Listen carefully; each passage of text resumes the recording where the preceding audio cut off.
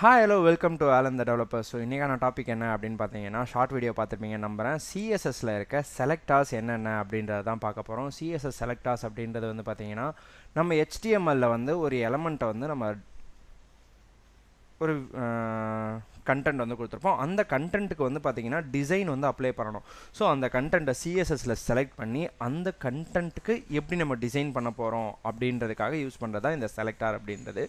So இதில் என்னென்ன செலக்டார்ஸ் இருக்குது அப்படின்னு பார்த்தீங்கன்னா, ஐடி அப்படின்ற செலக்டார் இருக்குது, கிளாஸ் செலக்டார் இருக்குது, element selector, star selector, and then pseudo classes அப்படின்ற மாதிரி சொல்லுவாங்க. ஸோ இதில் ஐடி அப்படின்றது வந்து பார்த்தீங்கன்னா யூனிக் செலக்டார் அப்படின்னு சொல்லுவாங்க. கிளாஸ் வந்து மல்டிபிள் எலமெண்ட்ஸை வந்து பார்த்தீங்கன்னா ஒரே நேரத்தில் யூஸ் பண்ணுறதுக்காக யூஸ் பண்ணுறது தான் இந்த கிளாஸ் அப்படின்ற செலக்டார்.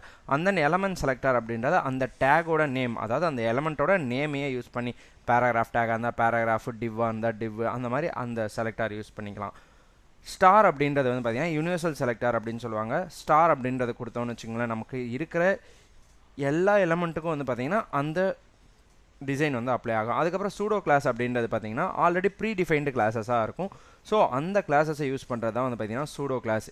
இதை பற்றின சிங்கிள் வீடியோ ஒவ்வொன்றா தனித்தனியாக போடுறேன். மறக்காமல் சேனலை சப்ஸ்கிரைப் பண்ணி செக் பண்ணி பாருங்கள். தேங்க்யூ.